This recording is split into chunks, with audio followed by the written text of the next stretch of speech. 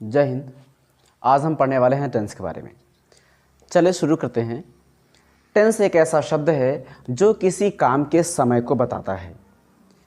Tense एक ऐसा शब्द है जो किसी काम के समय को बताता है। टेंस तीन प्रकार के होते हैं: प्रेजेंट टेंस, पास्ट टेंस और फ्यूचर टेंस। तो चलते हैं एक एक के बारे में सीखते हैं। लेकिन इसको शुरू करने से पहले एक बात आप जान लें, यदि आपने पहले कभी ऐसा सीखा होगा कि किसी सेंटेंस के लास्ट में यानी किसी सेंटेंस के अंत में ताती ते, थाथी थे, गागी गे, रहा रही रहे, चुका चुकी चुकी आदि शब्द के आने से किसी सेंटेंस या किसी टेंस की पहचान होती है, तो आप उसको भूल जाइएगा, क्योंकि कोई भी भाषा ताती ते थाथी ते पर डिपेंड नहीं है।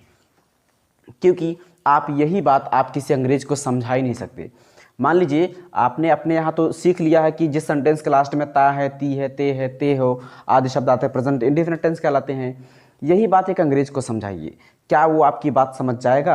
अगर अंग्रेज ने कह दिया कि प्रेजेंट इंडेफिनिट टेंस की डेफिनेशन बताओ, यानी वो इंग्लिश में बोलेगा कि please tell me the definition of present indefinite tense, तो आप उसे कैसे जवाब देंगे? क्या आप उसे ये कहेंगे कि जिस सेंटेंस के लास्ट में ता है, ती है, ते हो आदि शब्द आते हैं प्रेजेंट इंडेफिनिट टेंस कहलाते हैं? क्या वो आपकी बात को समझेगा? हरगिज नहीं समझेगा। और अगर कहीं आप ताती ते थाती ते से आप बहुत एक्सपर्ट हो भी गए हैं, तो भी आपकी इंग्लिश कहाँ तक सही है वो भी आप समझ सकते हैं। जैसे अगर अंग्रेज ने आपसे कह दिया कि please tell me the definition of present indefinite tense, तो आपको तो याद है कि सेंटेंस के लास्ट में ताती ते थाती थे वाला, तो आप उसी बात को आप इंग्लिश में ट्रांसलेट करके बोलिए कि the sentence which ends by ता है, ती है, ते हैं is called present indefinite tense. तो वो तो ये बात समझेगा कि हाँ the sentence which ends by, यहाँ तक समझ में आएगा। लेकिन जैसे आप कहेंगे ता है, ती है, ते हैं, ते हो, वो समझेगा नहीं, यानी आपकी बात अधूरी रह गई है। दरअसल भाषा का मतलब होता ही यही है कि हम आपको अपनी बात समझा सकें और आप हमें अपनी बात समझा सकें, यानी हम आपकी बात को समझ सकें और अपनी बात समझा सकें, ये होती है भाषा। ठीक है, तो ऐसे में टेंस जो होता है, हम पढ़ने वाले हैं टेंस को, तो टेंस का मतलब होता है समय, और समय तीन प्रकार का होता है। एक होता है प्रेजेंट टेंस, एक पास्ट, और लास्ट आपका जो होता है फ्यूचर टेंस होता है। तो प्रेजेंट टेंस यहाँ पर देखिए हमने लिखा है आज, बीता कल और आने वाला कल। दरअसल प्रेजेंट टेंस का मतलब होता है एक ऐसा समय जो समय इस वक्त चल रहा है। वहीं पर पास्ट टेंस में हम ऐसे समय की बात करते हैं जो समय आपका बीत गया है, और फ्यूचर टेंस में ऐसे समय की बात की जाती है जो समय आपका आने वाला है, यानी आएगा। अब जैसे प्रेजेंट टेंस में देखिए आज, आज जो है ये चल रहा है, आज मैं आपको पढ़ा रहा हूँ।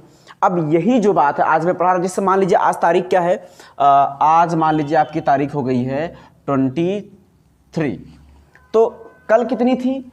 कल थी आपकी 22, और आएगी कितनी? तो हो जाएगा आपका 24।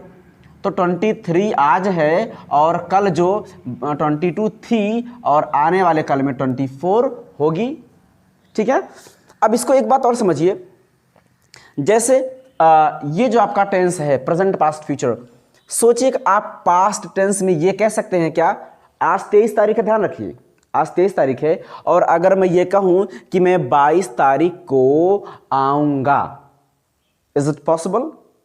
क्या यह संभव है? नो। क्यों? क्योंकि 22 तारीख अब आएगी ही नहीं। हाँ, दूसरे महीने में आएगी, वो अलग बात है, मैं इस महीने की बात कर रहा हूं। जैसे कल 22 तारीख थी, अब मैं कहूँगा कि मैं 22 तारीख को आऊँगा, तो यह बात गलत हो जाएगी, क्योंकि 22 तारीख वापस लौट करके नहीं आएगी। वहीं पर 24 तारीख जो है, 24 तारीख अभी देखिए आई ही नहीं, बल्कि ये कल आएगी 24 तारीख। तो अगर मैं ये कह दूँ कि मैं 24 तारीख को आया था, तो भी मेरी बात गलत हो जाएगी। ठीक है, अब ये प्रेजेंट में जो है मैं ये कह सकता हूँ कि भाई मैं आज आया था, आज मैं आऊँगा, आज मैं आया हूँ, ये कह सकते हैं। दरअसल एक दिन जो होता है, एक दिन आपका 24 घंटे का होता है। एक दिन 24 घंटे का होता है, तो इस 24 घंटे में आप किस घंटे में खड़े हैं? मान लीजिए कि इस वक्त टाइम हो रहा है 2 बज रहे हैं, दिन के 2 बज रहे हैं, तो अभी तो अभी आज का दिन पूरा खत्म हुआ नहीं, अभी रात के 12 बजे तक ये दिन चलेगा ही। ठीक है, जैसे आज है आज थर्सडे है, तो थर्सडे, क्या थर्सडे भी खत्म हो जाएगा? नहीं, अभी रात के 12 बजे तक थर्सडे ही रहेगा। और रात को, अभी जिस रात में हम सोए हुए थे, इस रात को 12 बजे ये थर्सडे मतलब लगा है, चालू हुआ है, तो ये थर्सडे हमारा 24 घंटे तक रहेगा। ठीक है ना, यानी रात के 12 बजे से लेकर अभी तक 12 जो बजा है दिन में, 12 घंटे वैसे हो गए। अब फिर रात के 12 बजे तक, तो 12 12 24 यानी 24 घंटे, तो एक दिन में 24 घंटा होता है। तो वही हमको समझना है कि अगर मैं ये कह दूं कि 22 तारीख को मैं आऊँगा तो गलत है, क्योंकि आज 23 तारीख हो चुकी है, और 24 तारीख को मैं आया था, ये गलत है क्योंकि 24 तारीख अभी आई ही नहीं है। ठीक है ना। तो इसी तरह से प्रेजेंट, पास्ट, फ्यूचर। ठीक। अब इसके अलावा जो है देखिए, इन तीनों के 4 भाग होते हैं। प्रेजेंट के भी 4 भाग हैं, पास्ट के भी 4 भाग हैं, फ्यूचर के भी 4 भाग हैं। तो इस तरह से 4 के हिसाब से आप देख लेंगे तो 4 3 जा 12, यानी कि टोटल 12 टेंस हो जाते हैं। ठीक है, 12 टेंस। और हम सारे के सारे टेंस में, यानी हर टेंस में हम किसी न किसी तरह के काम के बारे में बात करते हैं, ना कि ताती थे, थाती थे, गागी गे, रहा रही रहे, चुका चुकी चुके, नो। हम किसी न किसी तरह के काम के बारे में बात करेंगे। अब 12 टेंस है तो 12 काम की बात होगी। टेंस को शुरू करने से पहले एक चीज़ और आपको बताई जा चुकी है कि सब्जेक्ट किसे कहते हैं, आपको ये याद रखना है। और अगर आपने ये मतलब वीडियोस, आपने पीछे की वीडियो नहीं देखा, आपने सब्जेक्ट नहीं पढ़ा, तो आप सब्जेक्ट को पढ़ लीजिए। और फिर वहीं पर एक्शन किसे कहते हैं, एक्शन को भी आप पढ़ लीजिए। एक्शन के साथ साथ उसके फॉर्म्स को पढ़ लीजिए। और इसके अलावा जो आपका हेल्पिंग वर्ब जरूर पढ़ लीजिएगा, क्योंकि आपको वहाँ पर यह समझना है कि हेल्पिंग वर्ब्स कितने होते हैं और कौन सा हेल्पिंग वर्ब किस टेंस में इस्तेमाल होता है और किस सब्जेक्ट के साथ इस्तेमाल होता है। ठीक है, तो चलिए शुरू करते हैं। तो पहले इस चीज़ को देखिए, प्रेजेंट जो है, प्रेजेंट के 4 भाग कौन से हैं? प्रेजेंट के देखिए यही 4 हैं, इंडिफिनिट, कॉन्टिन्यूअस, परफेक्ट और परफेक्ट कॉन्टिन्यूअस। पास्ट के भी यही 4 हैं, इंडिफिनिट, कॉन्टिन्यूअस, परफेक्ट और परफेक्ट कॉन्टिन्यूअस टेंस। फ्यूचर के भी यही है, इंडिफिनिट, कॉन्टिन्यूअस, परफेक्ट और परफेक्ट कॉन्टिन्यूअस।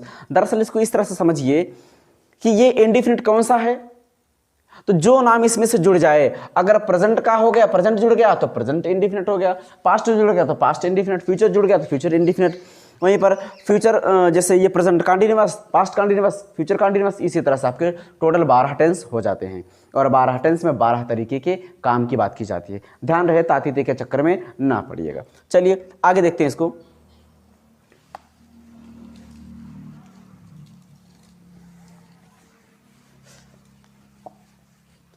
पहला टेंस हमारा है प्रेजेंट इंडिफिनिट टेंस।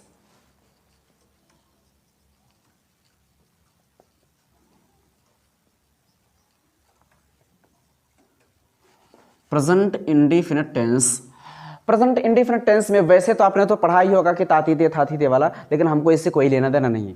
दरअसल हमें यह जानना है कि प्रेजेंट इंडिफिनिट टेंस में हम किस तरह के काम के बारे में बात करते हैं। चलिए शुरू करते हैं। प्रेजेंट इंडिफिनिट टेंस में हम ऐसे काम की बात करते हैं जो काम हम अक्सर करते हैं, वह भी ज़रूरत पड़ने पर। प्रेजेंट इंडिफिनिट टेंस में ऐसे काम की बात की जाती है जो अक्सर ज़रूरत पड़ने पर किए जाते हैं। इस बात को आप इंग्लिश में कह सकते हैं, present indefinite tense tells the work which is often done when needed. Present indefinite tense tells the work which is often done when needed, यानी प्रेजेंट इंडिफिनिट टेंस में हम ऐसे काम की बात करते हैं जो अक्सर ज़रूरत पड़ने पर किए जाते हैं। जैसे मैं बोलता हूँ। अब क्या मैं हमेशा बोलता हूँ? नहीं, जब मुझे ज़रूरत पड़ती है तब मैं बोलता हूँ। तो इसको हम ऐसे कह देंगे, मैं बोलता हूँ। मैं कौन बोलता भाई? मैं क्या करता हूँ? बोलता हूँ। तो सीधे हम इसको लिख दिए, स्पीक मीन होता है बोलना, मैं बोलता हूँ। अगर कहना कि आप बोलते हैं तो यहाँ पर चेंज करिए यू, तो यू स्पीक, आप बोलते हैं। हम सब बोलते हैं, यहाँ पर चेंज करिए वी स्पीक, वे सब बोलते हैं, दे स्पीक। क्लियर है?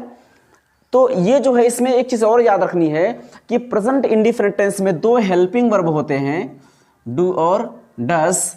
तो इसमें ये ध्यान रखना है कि जो अब 2 हेल्पिंग वर्ब होते हैं तो सब्जेक्ट कितने होते हैं? 8 सब्जेक्ट होते हैं। तो 8 को हम 2 भाग में बांट देंगे। जिस टेंस में जितने हेल्पिंग वर्ब हैं उसके सब्जेक्ट को उतने ही भागों में बांट दिया जाएगा। चलिए देख लेते हैं इसको।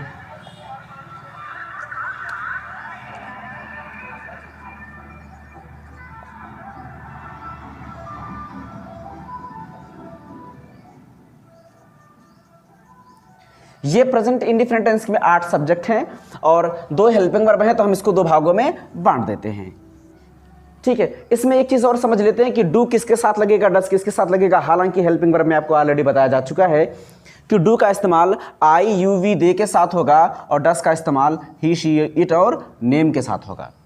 लेकिन यहां पर एक शर्त और आती है कि डू डस का इस्तेमाल हम तब करते हैं जब सेंटेंस हमारा इंट्रोगेटिव हो या फिर नेगेटिव हो। ध्यान रहे, या तो वह नेगेटिव हो या फिर इंट्रोगेटिव हो। सिंपल सेंटेंस में हम डू डस का इस्तेमाल नहीं करते हैं। ठीक है, तो इसको देख लेते हैं। अब जैसे हमने अभी बताया आपको कि मैं बोलता हूं, इसका मतलब ये हो रहा है कि मैं बोलने का काम करता हूं, वो भी कब, जब मुझे ज़रूरत होती है तब मैं करता हूं, अन्यथा नहीं करता हूं। तो यहां देखते हैं, जैसे आई स्पीक, मैं बोलता हूं। कहना है आप बोलते हैं तो यू स्पीक। हम सब बोलते हैं वी स्पीक। वे सब बोलते हैं दे स्पीक। अगर कहना है कि वह बोलता है तो ये आपका जो ही होगा, देखिए आई स्पीक। ठीक है, डूडस को बस इतना समझने के लिए आप समझिएगा कि यहाँ पर डूज लगेगा और यहाँ पर डज, यानी कहाँ पर डू कहाँ पर डज। तो देखिए यहाँ हो गया आपका स्पीक और यहाँ हो गया आपका स्पीक्स, एस लग गया। तो आई स्पीक मैं बोलता हूँ, यू स्पीक आप बोलते हैं, वी स्पीक हम सब बोलते हैं, दे स्पीक वे सब बोलते हैं। और ये ही स्पीक नहीं होगा बल्कि ही स्पीक्स वह बोलता है, शी स्पीक्स वह बोलती है, इट स्पीक्स ये बोलता है या फिर ये बोलती है। और नेम में किसी का नाम लिख देते हैं, जैसे यहां पर हमने लिख दिया आर्या, आर्या स्पीक्स। तो आर्या स्पीक्स मतलब आर्या बोलती है। ध्यान रहे, ये प्रेजेंट इंडेफिनिट टेंस के काम के बारे में बात की जा रही है। ये वो काम है जो हम अक्सर करते हैं लेकिन जरूरत पड़ने पर। जैसे अगर मैं कहता हूं मैं खाता हूं, तो क्या मैं हमेशा खाता हूं? आप हमेशा खाते हैं? हमेशा खाएंगे तो फट जाएंगे। ठीक है, तो आप तब खाएंगे जब आपको भूख लगी होगी, जब आपको जरूरत होगी, तभी खाएंगे ना, कि बस दिन भर खाते रहते हैं? नहीं, हम तब खाते हैं जब हमको भूख लगती है, जब हमको जरूरत पड़ती है। जैसे अगर मैं ये बात कहूं कि मैं खाता हूं, तो मैं आई क्या करता हूं? खाता हूं। खाने की इंग्लिश क्या है? ईट। आई ईट, मैं खाता हूं। आप खाते हैं? You eat. हम सब खाते हैं? We eat. वे सब खाते हैं? दे ईट। वह खाता है? ही ईट नहीं रहेगा, यहां पर ईट्स। यहां पर देखिए एस लगा है तो यहां पर एस लग जाएगा, तो ही ईट्स। वह खाती है? She eats. ये खाता है? It eats. आर्या खाती है? आर्या ईट्स। ध्यान रहे, यानी आई यू विधि के साथ नॉर्मली आपका फर्स्ट फॉर्म लगेगा, लेकिन जैसे ही शीट नेम का इस्तेमाल होगा वहां पर कोई भी एक्शन आपका एस या ई एस वाले फॉर्म में आ जाएगा। अगर यहां लिखा है कम तो यहां कम्स, यहां रन तो यहां रन्स, यहां ड्रिंक तो यहां ड्रिंक्स।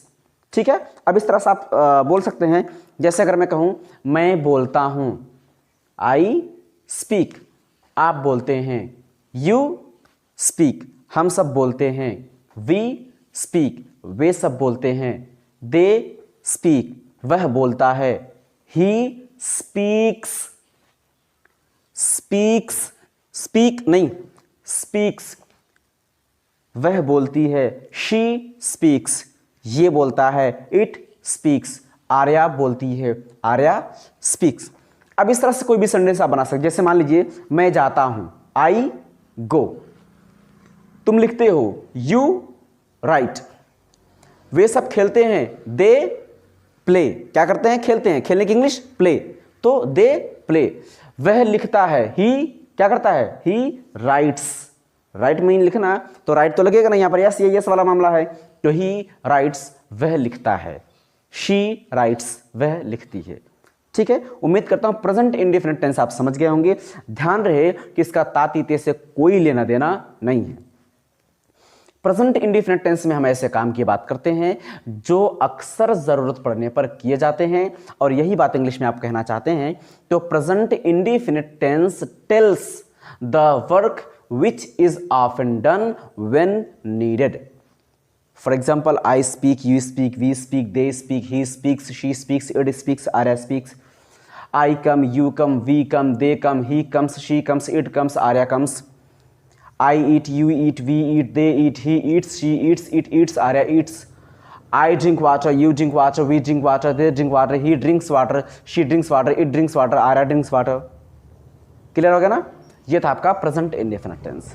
ठीक है। अब बात करते हैं पास्ट इंडेफिनिट टेंस की। पास्ट इंडेफिनिट टेंस में क्या है, पास्ट इंडेफिनिट यहां बस चेंज कर देते हैं, ये आपका हो गया पास्ट इंडेफिनिट टेंस है ही, बस इसका हेल्पिंग वर्ब चेंज कर देना है। इसमें हेल्पिंग वर्ब कितने हैं, एक है सिर्फ, वो है डिड। तो हेल्पिंग वर्ब जब एक है तो ये दो भागों में तो बटेगा नहीं, ये भी तो एक ही रहेगा ना, क्योंकि जितने हेल्पिंग वर्ब्स रहेंगे उतने ही भाग सब्जेक्ट के हो जाएंगे। तो यहां पर एक ही है तो यहां पर हम एक ही करेंगे। अब ये सब एक ही है, बस आपको इतना ध्यान रखना है कि इसमें सबके साथ डिड का इस्तेमाल होगा। I did, you did, we did, they did, he did, she did, it did, Arya did, simple. तो पहले ये समझ लेते हैं कि पास्ट इंडेफिनिट टेंस में काम कैसा होता है, यानी किस तरह के काम की बात की जाती है।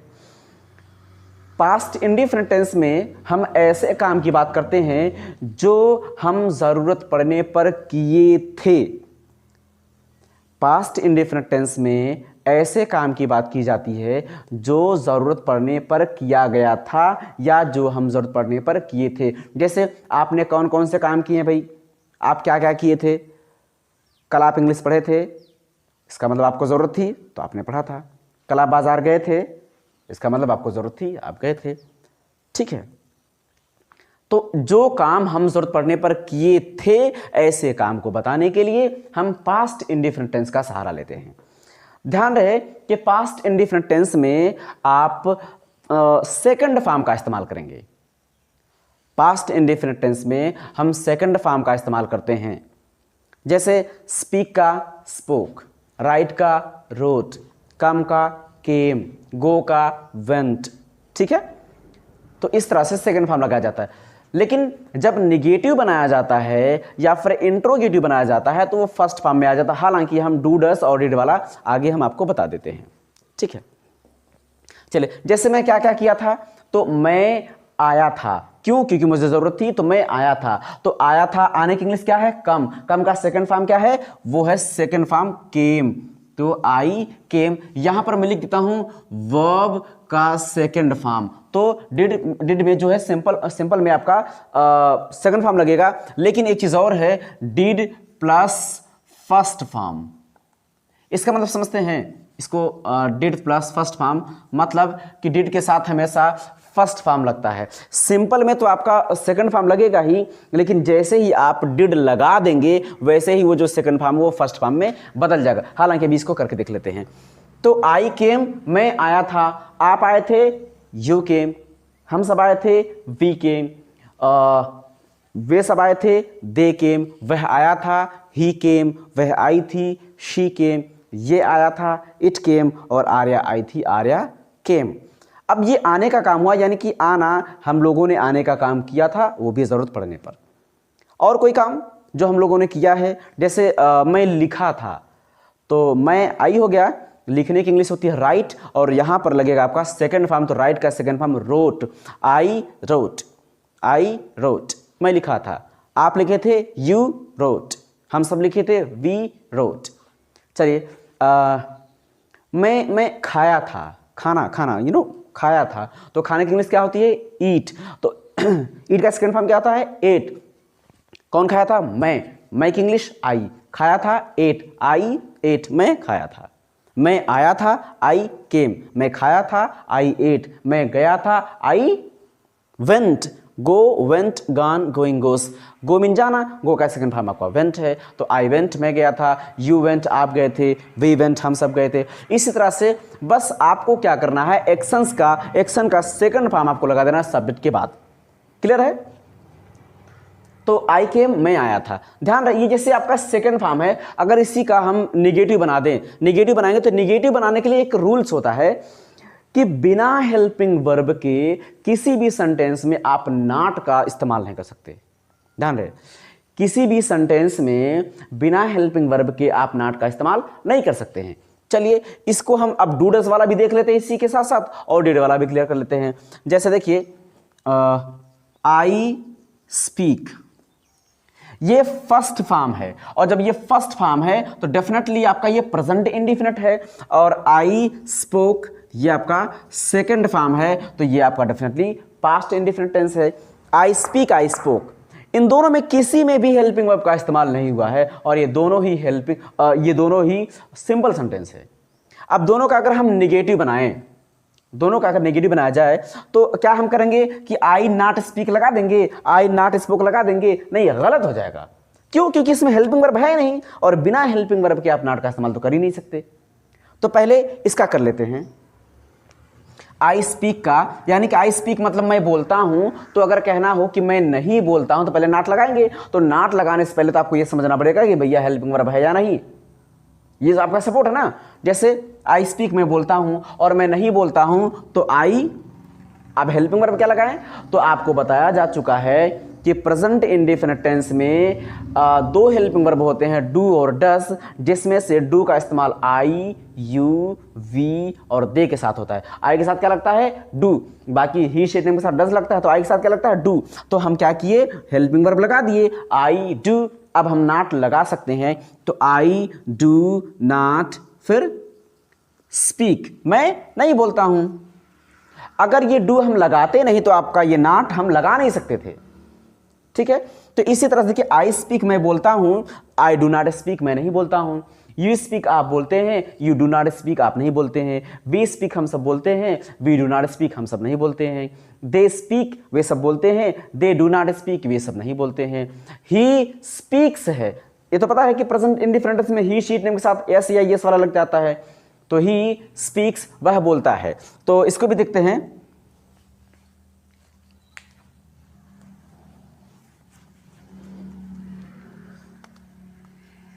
ही स्पीक्स, ये एस लगा है, क्लियर है। ही स्पीक्स वह बोलता है। अगर हमें इसका नॉट लगाना हो, इसमें नॉट लगाना हो, तो नॉट तो ऐसे लगा नहीं सकते बिना हेल्पिंग वर्ब के। तो प्रेजेंट इंडिफिनिट टेंस में कौन सा हेल्पिंग वर्ब है? डज है। किसके साथ? ही, शीट और नेम के साथ। तो पहले हेल्पिंग वर्ब लगा देते हैं, ही डज। ही डज हो गया, अब नॉट लगा दीजिए, ही डज नॉट। अब आपको लगाना है स्पीक्स। तो आपको एक बात याद रखनी है कि जो आपका ये एस है ना, ये एस आप यहां नहीं लगाएंगे। क्यों नहीं लगाएंगे वो हम आपको बताते हैं। दरअसल जैसे स्पीक था, स्पीक्स हो गया, गो आपका गोज हो जाता है, कम आपका कम्स हो जाता है, राइट आपका राइट्स हो जाता है, ऐसे ही डू आपका डज हो जाता है। तो जब डज पहले से इसमें लगा है तो ये आपका फिफ्थ फॉर्म है, डू का ही एक फॉर्म है, do, did, done, doing, does. तो जो डज है ये आपके डू का पांचवा फॉर्म है। तो दो पांचवें फॉर्म एक साथ एक सेंटेंस में इस्तेमाल नहीं किए जा सकते, दिस इज द रूल। तो अगर हम लगा देते ही डज नॉट स्पीक्स, तो यह हमारा सेंटेंस गलत हो जाएगा, क्योंकि यहां पर ऑलरेडी जो डू था वो डज बन करके, यानी डू आपका पांचवा रूप लेकर आया है, और स्पीक जो है वो स्पीक्स यानी पांचवा रूप लेकर आया है, इसलिए आपका स्पीक्स वाला सेंटेंस गलत हो जाएगा। इसलिए आपको क्या करना पड़ेगा? ही डज नॉट स्पीक, ये आपका हो गया। ही डज नॉट स्पीक, वह नहीं बोलता है। शी डज नॉट स्पीक, वह नहीं बोलता, वह नहीं बोलती है। इट डज नॉट स्पीक, ये नहीं बोलता है। Arya does not speak, Arya नहीं बोलती है। ये आपका प्रेजेंट इंडिफिनिट टेंस था। अब इसी तरह से पास्ट का भी देख लें। जैसे आपका है आई केम, मैं आया था, ठीक है। आई केम, मैं आया था, ये आपका केम है जो सेकंड फॉर्म है। अब इसमें हमको नॉट लगाना है, तो नॉट बिना हेल्पिंग वर्ब के तो हम लगाएंगे नहीं। तो ये पास्ट इंडिफिनिट टेंस है ना, ये कैसे पता चला कि ये पास्ट इंडिफिनिट टेंस? भाई इसमें भी हेल्पिंग वर्ब नहीं है, और जो अभी हमने पिछला लिखा था आई स्पीक, उसमें भी हेल्पिंग वर्ब नहीं था। तो अगर सिंपल सेंटेंस में हेल्पिंग वर्ब नहीं है, दुनिया का कोई भी सेंटेंस हो, अगर उसमें हेल्पिंग वर्ब नहीं है, तो या वो तो प्रेजेंट इंडिफिनिट होगा या फिर वो पास्ट इंडिफिनिट होगा। लेकिन अब ये कैसे पहचाने कि प्रेजेंट है कि पास्ट है? अगर सिंपल सेंटेंस में हेल्पिंग वर्ब नहीं है और मेन वर्ब फर्स्ट फॉर्म में है, तो वह प्रेजेंट इंडिफिनिट टेंस होगा, या फिफ्थ फॉर्म यानी पांचवा फॉर्म यस या ईएस वाला होगा तो भी वह प्रेजेंट इंडिफिनिट टेंस होगा। लेकिन अगर वह सेकंड फॉर्म है तो डेफिनेटली वह पास्ट इंडिफिनिट टेंस ही होगा, ठीक है। तो आई केम, मैं आया था। जैसे आई, देखिए आई कम, अगर मैं लिख दूं आई कम, आई कम। अब इसमें एक और, he comes, he comes, he comes, I come और आई केम, ठीक है। तो आई कम यहां पर देखिए, इस ना इसमें हेल्पिंग वर्ब है, ना इसमें है, ना इसमें, किसी में भी हेल्पिंग वर्ब है नहीं। तो ये आपका कौन सा टेंस है? आपको ये चेक करना है कि इसका जो मेन वर्ब है वो किस फॉर्म में है। ये फर्स्ट फॉर्म में है, ये आपका प्रेजेंट इंडेफिनिट टेंस है। अगर प्रेजेंट इंडेफिनिट टेंस में ही एस ये एस वाला आया था ना, जैसे I come, you come, we come, they come, he comes, ये प्रेजेंट इंडेफिनिट टेंस में है, तो ये भी प्रेजेंट इंडेफिनिट टेंस है, हेल्पिंग वर्ब नहीं है, तो क्या पता तो चल गया ना। अब इसमें भी हेल्पिंग वर्ब नहीं है, तो ये कौन सा टेंस है? क्या ये प्रेजेंट इंडेफिनिट टेंस है? नो, इसमें का जो आपका मेन वर्ब है वह सेकंड फॉर्म में है, तो सेकंड फॉर्म की वजह से यह पता चल जाता है कि यह पास्ट इंडेफिनिट टेंस है। अब इतना क्लियर? चलिए पास्ट इंडेफिनिट टेंस के बारे में थोड़ा सा और आगे पढ़ लेते हैं, उसके बाद आगे बढ़ते हैं।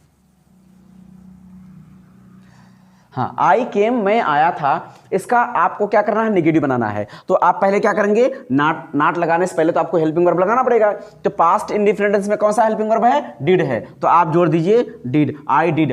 अब हेल्पिंग वर्ब लग गया है, अब आप नाट लगा सकते हैं, आई डिड नॉट, हो गया। अब आप जो है, जैसे मैं आया था आई केम, मैं नहीं आया था आई डिड नॉट, यहां क्या लगाएंगे? केम। अगर आपने यहां पर केम लगा दिया तो ये आपका गलत हो जाएगा। क्यों? जिस तरह से आपने देखा ही डज नॉट स्पीक्स वाला सेंटेंस गलत था। क्यों? क्योंकि डज आपका पांचवा फॉर्म था और स्पीक्स भी आपका पांचवा फॉर्म था, तो दो दो पांचवें फॉर्म्स एक सेंटेंस में एक साथ इस्तेमाल नहीं किए जा सकते हैं। ठीक इसी तरह से दो दो सेकंड फॉर्म एक सेंटेंस में एक साथ इस्तेमाल नहीं किए जा सकते हैं। तो आपका जो डिड है ना, ये डू का सेकंड फॉर्म है। डज तो पांचवा फॉर्म था डू का, लेकिन ये सेकंड फॉर्म है। Do, did, done, doing, does, do, did, done, doing, does. और ये जो केम है ये ऑलरेडी कम का सेकंड फॉर्म है, केम। तो आई केम ये था। ये सेंटेंस हमारा गलत हो गया क्योंकि दो दो हेल्पिंग वर्ब, सॉरी, दो दो मेन वर्ब जो है, दो दो एक्शंस जो है सेकंड फॉर्म में आ रहा है ना, इसलिए सेंटेंस हमारा गलत है। तो हम क्या करेंगे? आई डिड नॉट कम, ये सेंटेंस आपका सही हो गया। देखिए डिड के साथ जो है डिड प्लस V1, यानी डिड के साथ वर्ब का फर्स्ट फॉर्म लगाया जाता है। ये तो हमने यहां V2 इसलिए वर्ब का सेकंड फॉर्म इसलिए लगा दिया कि भाई कि पास्ट इंडेफिनिट टेंस में आपका सेकंड फॉर्म लगता ही है। तो ये हो गया आपका आई डिड नॉट केम गलत है, और आई डिड नॉट कम ये आपका सेंटेंस पूरी तरह से सही है। इतना क्लियर हो गया? ये पास्ट इंडेफिनिट टेंस था। तो ध्यान रहे कि पास्ट इंडेफिनिट टेंस में ऐसे काम की बात की जाती है जो जरूरत पड़ने पर किया गया था, यानी ऐसा काम जो जरूरत पड़ने पर किया गया था, ऐसे काम की बात की जाती है जिसको हम जरूरत पड़ने पर किए थे। इसी बात को इंग्लिश में कहने के लिए past indefinite tense tells the work, ये तो सब में कहना है आपको। जैसे present indefinite tense tells the work, इसी तरह से पास्ट में past indefinite tense tells the work which was done when needed. Present में क्या था? विच इज डन, और इसमें क्या है? विच वाज डन, बस इसकी जगह आपको वाज लगा देना, ठीक है। तो पास्ट इंडेफिनिट टेंस में ऐसे काम की बात की जाती है जो जरूरत पड़ने पर किए गए थे। इस बात को इंग्लिश में कहिए past indefinite tense tells the work which was done when needed. For example I came, I spoke, I wrote, I ate, I drank, ठीक है, इस तरह से। You drank, you came, you ran, you played, इस तरह से, ठीक है। तो ये आपका हो गया सेकंड पास्ट इंडेफिनिट। अब बात करते हैं फ्यूचर इंडेफिनिट की। ये हो गया आपका future indefinite tense. Future indefinite tense में जो होता है, देखिए हेल्पिंग वर्ब इसमें दो होते हैं, विल और शल। तो ये तो आपको पता ही है कि जितने हेल्पिंग वर्ब रहेंगे उतने ही सब्जेक्ट उतने ही भागों में बांट दिए जाएंगे। तो फ्यूचर इंडेफिनिट टेंस में, पूरे फ्यूचर टेंस में यही दो हेल्पिंग वर्ब होते ही हैं, विल और शल। बहुत सारे लोग इसको सैल पढ़ते हैं, ये सैल नहीं है, ये शल है, विल और शल। तो देखते हैं कि विल और शल का इस्तेमाल कहां कहां होता है। तो आई के साथ क्या होता है? शल, यू के साथ विल, वी के साथ शल, फिर बाकी सब के साथ आपका हो जाता है विल। और इसमें जो है सिंपल सेंटेंस में ऑलरेडी हेल्पिंग वर्ब लगा रहता है। आपने देखा कि प्रेजेंट इंडेफिनिट टेंस में हमने डू और डज का इस्तेमाल तब किया जब हमको नेगेटिव बनाना था। अगर हम इंट्रोगेटिव बनाते तब भी हमको जोड़ना पड़ता, लेकिन सिंपल सेंटेंस में ना हम डू लगाएंगे, ना हम डज लगाएंगे, और ना ही हम डिड लगा सकते हैं। डू, डज, डिड ये ऐसे हेल्पिंग वर्ब्स हैं जब सेंटेंस को नेगेटिव बनाना हो या फिर इंट्रोगेटिव बनाना हो तब इनका इस्तेमाल होता है। बाकी सारे के सारे पहले से इस्तेमाल होते हैं। जैसे इसमें देखिए आई शल। अब इसमें क्या है? फ्यूचर इंडेफिनिट टेंस में ऐसे काम की बात की जाती है जो जरूरत पड़ने पर किए जाएंगे। काम की बात कर रहा हूं, ध्यान रहे, इसमें ऐसा मैं नहीं बता रहा हूं कि संडेज के लास्ट में गा गी गे आ रहे हैं, नहीं। प्रेजेंट इंडेफिनिट टेंस में ऐसे काम की बात की जाती है जो अक्सर जरूरत पड़ने पर किए जाते हैं। पास्ट इंडेफिनिट टेंस में ऐसे काम की बात की जाती है जो जरूरत पड़ने पर किए गए थे। तो फ्यूचर इंडेफिनिट टेंस में ऐसे काम की बात की जाती है जो जरूरत पड़ने पर किए जाएंगे। ठीक है, यहां पर हम ऐसे काम की बात करेंगे जो हमको जरूरत पड़ने पर करना है, यानी कि ऐसे काम जो जरूरत पड़ने पर किए जाएंगे। जैसे मैं क्या करूंगा, मान लीजिए मुझे कल आना है, कल मैं आऊंगा, लेकिन तब आऊंगा जब मुझे जरूरत होगी। अभी कल संडे तो है नहीं कि छुट्टी कर लूं, अभी कल जरूरत है ना तो मैं आऊंगा। तो मैं आऊंगा, ये बात मैं कैसे कहूंगा, मैं आऊंगा, आई, अब यहां पर क्या लगा, शल लगा, तो आई शल कम, आई शल कम, मैं आऊंगा। अगर कहना है कि आप आएंगे तो आप देख लीजिए यहां पर यू के साथ क्या लगा है, विल लगा है या शल। अगर शल लगा है तो भाई यू शल बोलिए, अगर विल लगा है तो यू विल बोलिए। तो यहां पर आप देख पा रहे हैं कि यू विल लगा है तो यू विल कम, आप आएंगे यू विल कम। सिंपल, आपको बस एक्शन जोड़ देना है। ठीक है, देखिए आई शल कम, मैं आऊंगा, यू विल कम, आप आएंगे, वी शल कम, हम सब आएंगे, दे विल कम, वे सब आएंगे, ही विल कम, वह आएगा, शी विल कम, वह आएगी, इट विल कम, ये आएगा, आर्या विल कम, आर्या आएगी। मतलब आने का काम ये ऐसा काम है जो हम आने वाले समय में हम करेंगे, हालांकि जब हमको ज़रूरत होगी तो।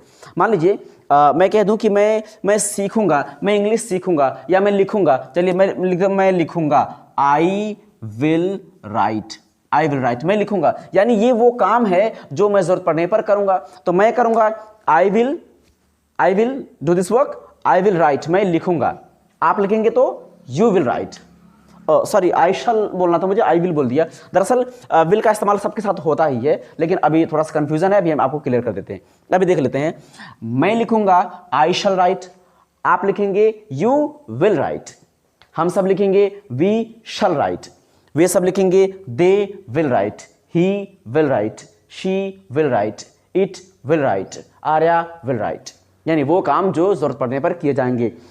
तो मैं लिखूंगा आई शल राइट, मैं आऊंगा आई शल कम, मैं जाऊंगा आई शल गो, मैं बोलूंगा आई शल स्पीक, आप बोलेंगे यू विल स्पीक, आप आएंगे यू विल कम, आप जाएंगे यू विल गो, आप पढ़ेंगे यू विल रीड, आप दौड़ेंगे यू विल रन, हम सब दौड़ेंगे वी शल रन, हम सब जाएंगे वी शल गो, हम सब आएंगे वी शल कम।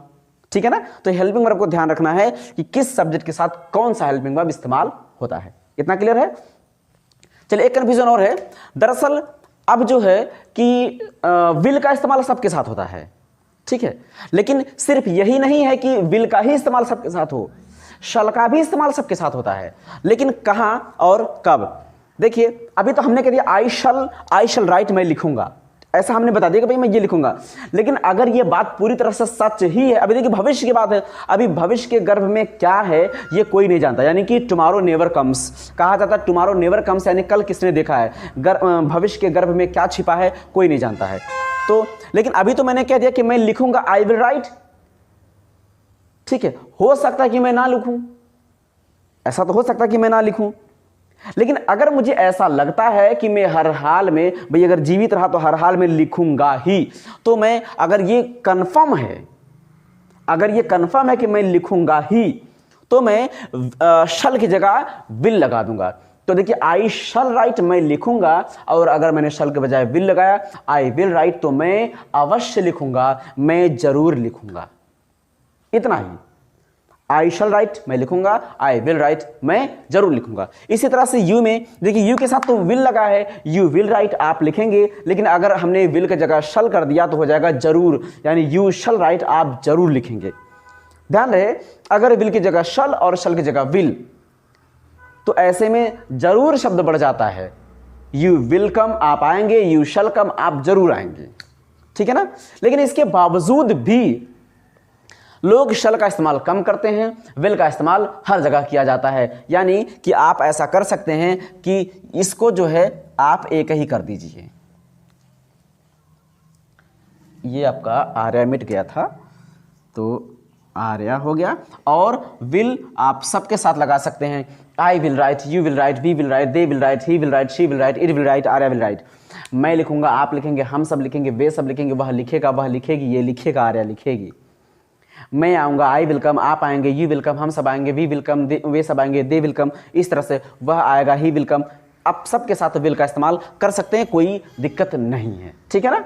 अभी क्लियर हो गया फ्यूचर? ओके। ये इंडेफिनिट टेंस था, एक बार फिर से समझ लेते हैं। प्रेजेंट इंडेफिनिट टेंस में ऐसे काम की बात की जाती है जो अक्सर जरूरत पड़ने पर किए जाते हैं। इंग्लिश में present indefinite tense tells the work which is often done when needed. For example, I speak, मैं बोलता हूं। यू राइट, आप लिखते हैं। वी प्ले, हम सब खेलते हैं।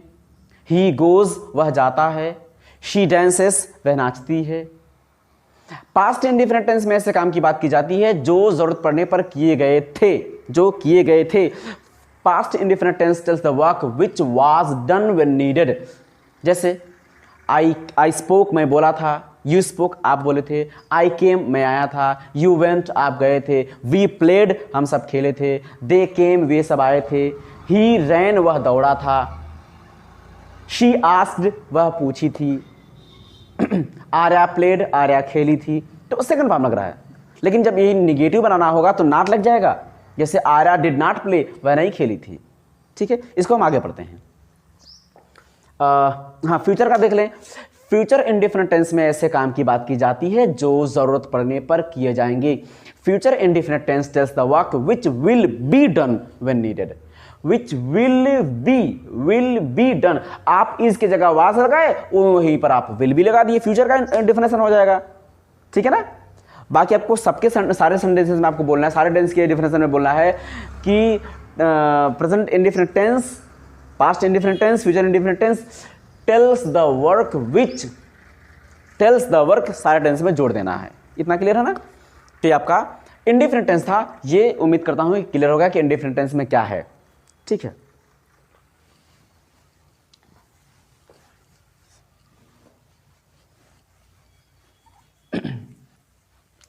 चलिए, आज फिलहाल में हम इंडेफिनिट टेंस तक ही बात करेंगे। कल हम आपको कंटीन्यूअस टेंस पढ़ाएंगे, लेकिन कुछ चीज़ें आपको और बता देते हैं। देखिए, बहुत सारे लोग जो लोग कहते हैं कि सेंटेंस के लास्ट में ताती थे, थाती थे, गागी की, रहा रही रहे, चुका चुकी चुकी आदि शब्द आने से किसी सेंटेंस या किसी टेंस की पहचान होती है। तो इसमें थोड़ा सा आप ध्यान रखिए। जैसे मान लीजिए एक सेंटेंस ले लीजिए, वह जाता है, वह जाता है। तो ये हो गया वह जाता है। ठीक है। तो इस सेंटेंस के लास्ट में ता है आ रहा है, तो इसके हिसाब से यह प्रेजेंट इंडेफिनिट टेंस है। ठीक है, मतलब ता है लास्ट में आ रहा है, तो इसके हिसाब से भाई ये प्रेजेंट इंडेफिनिट टेंस है। और इसको इंग्लिश में बोला जाता है ही गोस।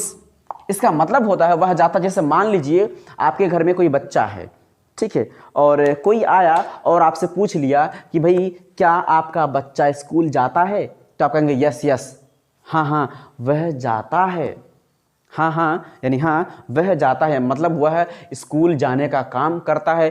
तो आप इसी बात को इंग्लिश में बोलेंगे। देखिए, काम करता है कब करता है, जब उसको जरूरत पड़ती है। अब संडे को तो जाता नहीं है, क्यों? क्योंकि जरूरत है नहीं। अभी संडे को भी अगर क्लास है तो संडे को भी जाएगा भाई, तब आप कहेंगे हाँ संडे को भी जाता है।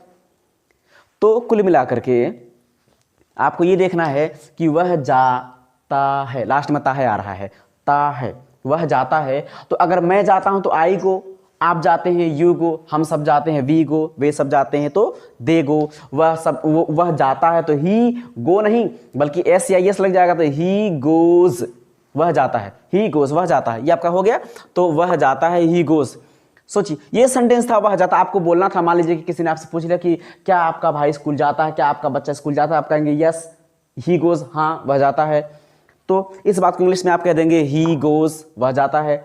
एक बात और समझिए, मान लीजिए मेरा एक दोस्त है और वह शहर में रहता है, और वो जब भी गांव में आता है, भाई मुझे इंग्लिश तो कम आती है, लेकिन मेरा दोस्त शहर में रहता है तो उसको इंग्लिश अच्छी आती है।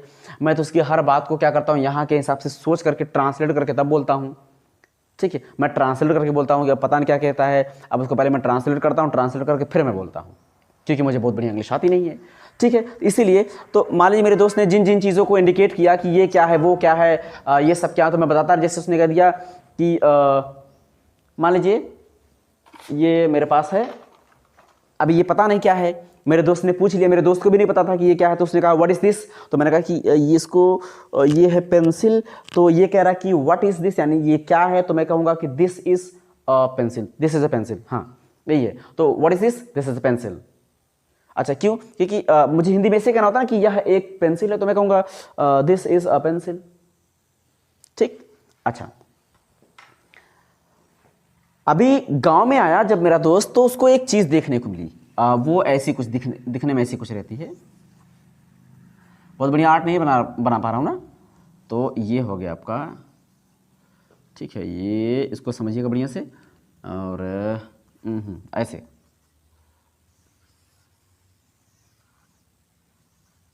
समझ रहे हैं क्या है? ये है गांव में पत्थर की चक्की। गांव में ये पत्थर की चक्की होती है, लोग इस तरह से इसको ऐसा चलाते हैं। और ये जो होल है, इसी में लोग जो सीरियल्स वगैरह, जो अनाज हो, जैसे गेहूँ, चावल, दाल, कुछ भी इसी में डालते रहते हैं और इसको ऐसे घुमाते रहते हैं। ये जो यहाँ पर पकड़ करके तो इसको ऐसे घुमाते रहते हैं, तो ये घूमता रहता है। एक हिस्सा, एक पत्थर का हिस्सा जो होता है वह नीचे बैठा रहता है, दूसरा इसी के ऊपर रहता है, तो दूसरा लोग घूमता रहता है। तो ये जो भी अनाज इसके नीचे से अंदर जाता है, तो उस पत्थर में रगड़ करके वो पिसा जाता है। ठीक है, ऐसे होता है। तो इसको गाँव में लोग बोलते हैं जाता। ठीक। मान लीजिए ये सामने पड़ा हो और मेरा दोस्त जानता नहीं था कि ये क्या है, तो मेरे दोस्त ने पूछ लिया कि व्हाट इज दैट। तो मैं कहा कि हिंदी में अगर ये बोलता कि वो क्या है, तो मैं कहता कि वह जाता है। और अभी इंग्लिश में बोलना है वह जाता है, तो वह जाता है, लास्ट में ता है आ रहा है, तो ये इसका होगा जाता है। जाता है तो ही गोज ही होगा, क्योंकि पहले से हमने आपको बता दिया है, वह जाता है, ही गोज। तो मेरे दोस्त ने जब पूछा कि व्हाट इज दैट, तो मैंने कहा ही गोज। इसको पूछा व्हाट इज दैट, तो मैंने कहा ही गोज। तो क्या ये मेरी बात सही है? नहीं, ही गोस नहीं। दरअसल जो बात आपके घर पे कही गई थी बच्चे को लेकर के कि क्या वह स्कूल जाता है, तो इससे यही पूछा जा रहा है कि क्या आपका बच्चा स्कूल जाने का काम करता है। तो आपने कहा यस, हाँ वह जाता है, मतलब हाँ वह स्कूल जाने का काम करता है। लेकिन यहां पर कौन सा काम है भाई? ये तो कोई चीज है ना, तो यहां पर हम ही गोज नहीं लगाएंगे, बल्कि हम इस चीज को, जैसे हमने कहा था कि दिस इज अ पेंसिल, वैसे ही हम इसको भी बताएंगे कि this is a hand grinder. Hand मतलब हाथ होता है, ग्राइंडर मतलब पीसना, ग्राइंडर मतलब पीसने वाला, तो हैंड ग्राइंडर मतलब हाथ से पीसने वाला, यानी पिसाई करने वाला, यानी कि जाता, जिसे हम पत्थर की चक्की बोलते हैं, तो इसको जाता भी बोलते हैं। तो हम कह सकते हैं कि this is a hand grinder, यह एक जाता है। अभी क्लियर हो गया ना? जाता, यानी कि आपकी ता तीते वाली बात पूरी तरह से क्लियर नहीं है। आप ता तीते से आप हमें बता सकते हैं, अपने अगल बगल को बता सकते हैं, आप अपने आस पड़ोस को बता सकते हैं, लेकिन जब आप बाहर जाएंगे तो आपको समझ में नहीं कि बोलना क्या है, ता लगेगा कि ती लगेगा। चलिए इसी तरह से एक और सेंटेंस देख लेते हैं।